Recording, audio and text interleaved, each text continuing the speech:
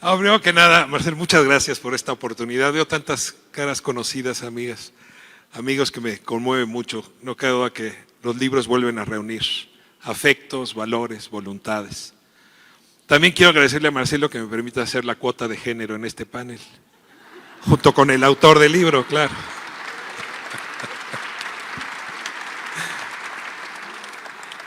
Y sí, tengo que comenzar diciendo que por fortuna no tenemos otro libro más escrito por un político que no escribió su libro. Es todo lo contrario. Es un libro escrito en primera persona que en efecto desnuda a la persona en extremos que yo no me imaginé, Rosy, que iban a ser capaces, que iba a ser capaz Marcelo de contar.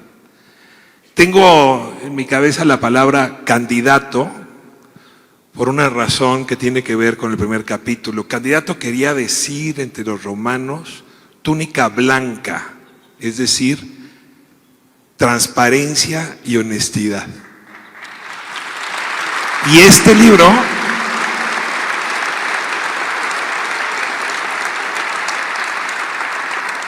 libro lo escribe alguien con túnica blanca, con el entendimiento de que para ser creíble hoy hay que hablar de los afectos y los defectos con franqueza, de las ideas, de lo que implicó estar en la cima, pero también en el fracaso con la misma franqueza. Prácticamente no se guarda nada, excepto un tema que habla muy bien de él. Nunca menciona a sus detractores y a los traidores. Claro, este es un libro de historia y a mí miren que se me hubiera antojado algún adjetivo, alguna palabra referida a esas personas que no eran de la proximidad que habían prometido, y se cuida meticulosamente, con una enorme elegancia, por cierto, que no es propia de los tiempos, de dejar a esas personas a un lado. Quitando este elemento, sí me atrevo a decir que es un libro de historia contado en primera persona, porque 40 años de trayectoria ocupando no solamente puestos importantes, sino ocupando la historia. Es decir, estando en momentos que marcaron su vida, pero también la vida de la generación de muchas y muchos de nosotros. Una historia que ha estado polarizada prácticamente desde que llegamos a la vida pública. Me conmueve un poco la ingenuidad de quienes asumen que la polarización llegó apenas. No, este país, y este libro lo subraya, lleva polarizado desde hace mucho tiempo.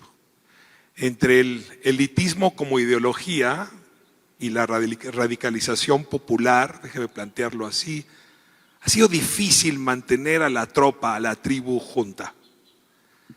Ese arte, no de negociar entre grupos, sino de negociar entre realidades de un mismo país, es quizá uno de los grandes atributos de Marcelo Ebrard y está muy bien detallado. Es decir,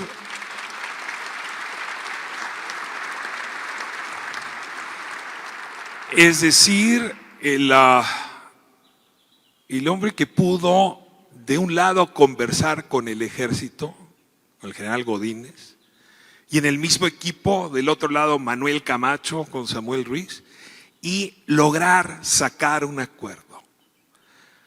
Uno tras otro en su vida los logros han tenido que ver con esa posibilidad de hacer que las distintas realidades coexistan sin que una quede por debajo de la otra. Sin embargo, hay que decirlo, y lo mencionaba ya Leticia hace un momento, nunca le ha preocupado demasiado que las mayorías acompañen algunas de sus decisiones, porque está consciente de que las buenas causas terminan siendo apoyadas por las mayorías. No olvido, ya Elena hablaba del tema del aborto y desde luego el tema del matrimonio entre personas del mismo sexo, que en alguna conversación se refería justamente a esto de la siguiente manera. Me dijo, en 1929 en México se legalizó el matrimonio. Hoy pareciera extraño decirlo, pero estaba prohibido. Y la Ciudad de México fue bastante, o el DF, bueno, entonces, fue bastante atacado por el resto de la República, diciendo que cómo era posible que aquí estuviésemos destruyendo la familia. Digo, mira, tardaron 10 años para que el matrimonio y también el divorcio entraran en una normatividad distinta. En el libro recuerda, pues que en efecto ahora Tamaulipas acaba de legalizar el matrimonio entre personas del mismo sexo y con eso se cumple justamente lo que dijo. Quizás se hubiera hecho la encuesta que mencionaba Leticia, no se hubieran animado, pero tengo que decirlo y ahí lo cuenta, su hermano estaba hablando desde donde tenía que hablar a favor de las causas justas. Y aquí es cuando en efecto la historia personal, la íntima y la política se reúnen y como dicen en el feminismo, en efecto, lo personal se vuelve político, que está claramente en este libro y en la biografía de Marcelo Ebrard. Es parte de una tribu, tantos hermanos de un lado y del otro, sí le enseñaron en que nadie debe quedarse atrás, pero que también los que están adelante tienen algo que decir. Y esto se ve permanentemente en la forma de trabajar con equipos. Marcelo Ebrard no es un llanero solitito. No es un sujeto que solo se sube al monte y solo desde ahí, estoy pensando en Vicente Fox, por ejemplo, que construyó su campaña pensando en Han Solo y no quería que lo vieran con nadie. Es exactamente el reverso. Es la idea de que al país se le construye en equipo. Ahora, cuando uno trabaja en equipo, pues sí se espera que los momentos de la cima y los momentos del valle va a estar igualmente acompañado. Marcelo es un hombre que llegó muy rápido a la cima. La cima siempre es un lugar relativo. Yo tengo que contar que yo era coordinador de asesores en la delegación de Tláhuac, soy unos años menor que él, y lo veía para arriba jovencísimo secretario de gobierno. Para mí esa era la cima, sin duda. Talento tan joven, encargado de asuntos tan complicados, y si desde Tláhuac se veían complicados, desde luego de esta colonia se veían bastante más. Hay que decir que igual como vivió la cima, también le ha tocado, sobre todo que el elitismo ideológico se la haya cobrado carísima, y no una, sino en varias ocasiones. El libro narra, casi yo diría con angustiosa individualidad, qué ocurre cuando te empiezan a perseguir. Y vino la primera persecución, todavía no le toca a él, está en primera fila, pero miren que le llovió, cuando a su equipo y a Manuel Camacho se le quiere acusar justamente de haber intentado resolver lo que quería resolver. Sin Camacho, sin Marcelo, lo decía muy bien Leticia en el episodio del EZLN, ¿quién sabe dónde habría acabado el país? No me atrevo a imaginarme si la solución de otros liderazgos políticos se hubiera impuesto y en lugar de la negociación hubiera sido el aplastamiento del movimiento y la violencia lo que hubiese dominado en aquel elitismo ideológico que también gobernaba México. Pero se la cobraron cara. Y a Manuel le echaban la culpa casi hasta la muerte del candidato del PRI. Y ahí es donde sí, la perseverancia gana. Cita varias veces y además con mucha belleza a Mamá Grande, a la abuela, que le dijo muchas cosas, pero esta es una frase que les traigo a ustedes de parte del libro. Ella creía en la invencibilidad de la resistencia. Ebrard también. Y de ahí a diputado, y de ahí a Fobaproa, y va de vuelta, y de ahí a Tláhuac, y de ahí a la jefatura de gobierno, y de ahí de esa cima a ver pasar la presidencia de muy cerca. Dice él, por 36 votos. Exagera, quizá no, era una encuesta, había 2,000 reactivos y por 36 personas encuestadas, en efecto, queda él abajito de Andrés Manuel López Obrador. Y en ese momento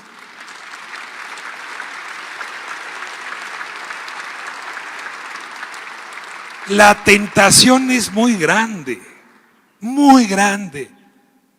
Eran muchísimos que decían, rompe, quiebra, lánzate. Y lo ha dicho con toda claridad. ¿Y qué? ¿Concederle la derrota de la izquierda a la derecha?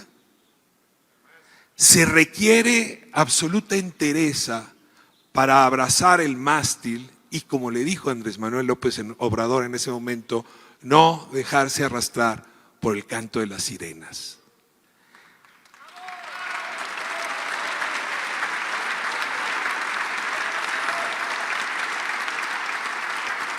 Pero eso también le costó, porque salió con una enorme popularidad del cargo. Porque el vino bueno pasa tiempo en las barricas y era obvio que iba a regresar. Y en ese momento se desató una maquinaria para asegurarse que no podría regresar. Y a esa maquinaria le pusieron por título Línea 12 del metro. Una línea 12 que la verdad a este país y a esta ciudad y a la población de Iztapalapa y del Estado de México, de Los Reyes y de Chalco, le urgía. Jugarse la apuesta de construir una nueva línea de metro era nuevamente apostar por lo imposible. Y por eso fue tan cuidadoso y por eso hoy puede decir que por ese tema que le busquen, nada le pudieron encontrar, tema resuelto.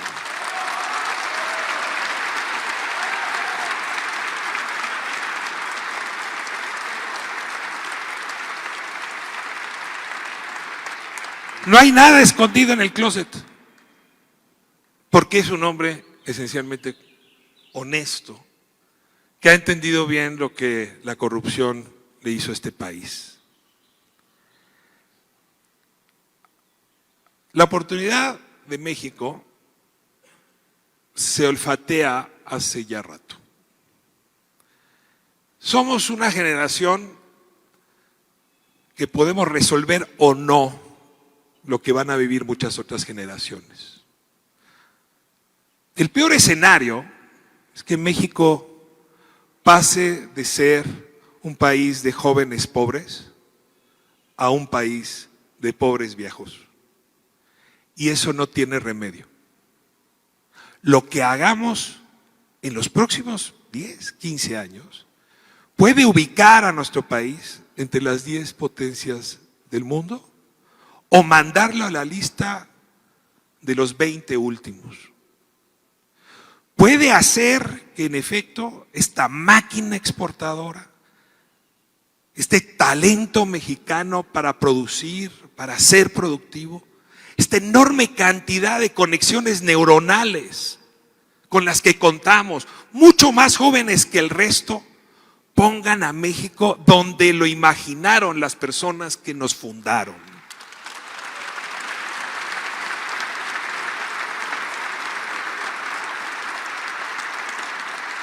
Y la decisión de dónde queremos estar no va a depender tanto del liderazgo político, sino de a quién elijamos como nuestro liderazgo político.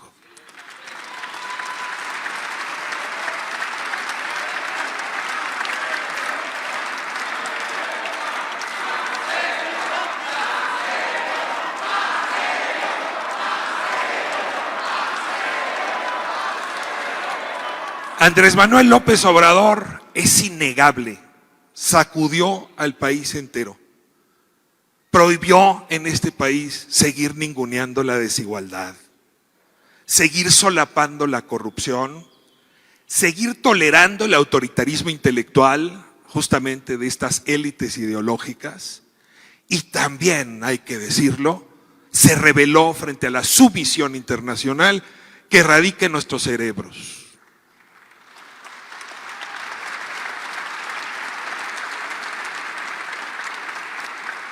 Hay un cambio de época, pero como bien dice Marcelo Ebrard, el presidente va a cumplir su palabra, se va a retirar, no va a estar. Por lo tanto, necesitamos que en su lugar se quede un adulto en casa, que en efecto sea capaz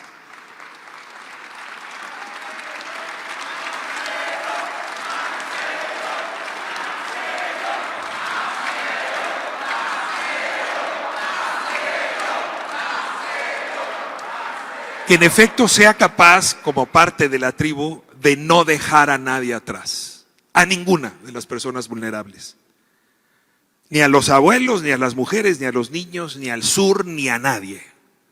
Pero que al mismo tiempo que consolida este esfuerzo por la igualación, por terminar con el dictado de la cigüeña que sigue definiendo en este país que origen es destino y que desprecia el mérito, que al mismo tiempo que apuesta por la inclusión y por la equidad, sea capaz no solo de comunicarse con el mundo, sino de ser entendido en el mundo.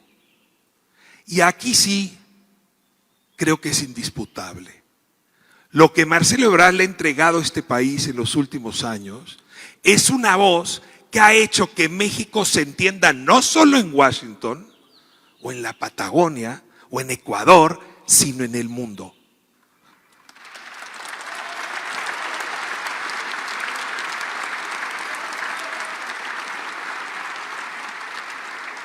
La guerra entre Ucrania y Rusia, el conflicto entre China y Estados Unidos, las tensiones entre el mundo árabe y otras regiones del planeta, nos hablan de lo hipercomplejo que se nos viene el mundo, justo cuando México tiene que convertirse en una de las 10 potencias.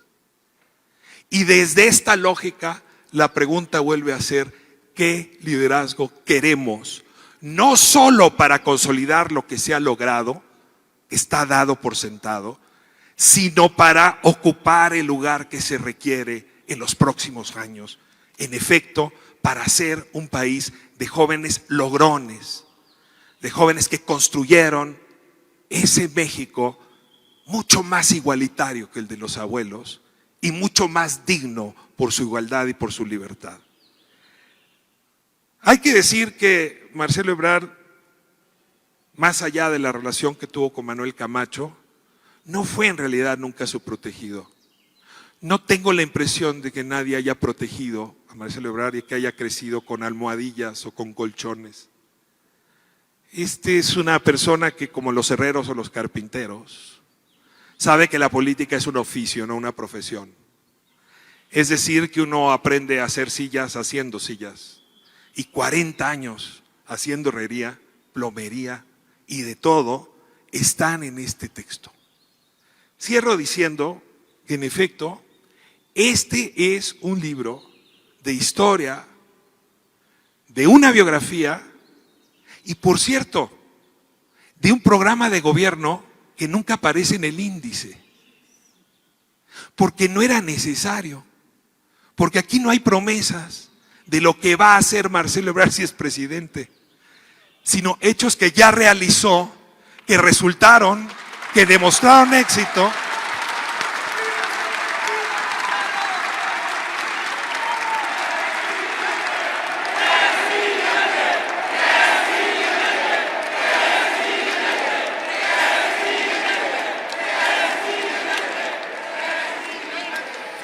Cierro con una reflexión con la que comienza el libro. Y regreso a Mama Grande porque me conmovió mucho. Mujer vasconcelista, en efecto lo volvió feminista. Le sembró la vocación política en una familia donde, como en muchas de clase media, la política apestaba. Y esa mujer dice Marcelo Ebrard, es la que hizo que él pudiera ver en sí mismo lo que podía ser. El Pigmalión de Bertolt Brecht. Y es que en efecto, ¿no? ¿Quién no ha tenido a alguien, un maestro, una madre, un abuelo, que un día nos vio y gracias a lo que vio nos convertimos en lo que somos? Pues yo le voy a decir la verdad a Marcelo Ebrard. Lo que ve Marcelo Ebrard de este país es el que yo quisiera para mis hijos.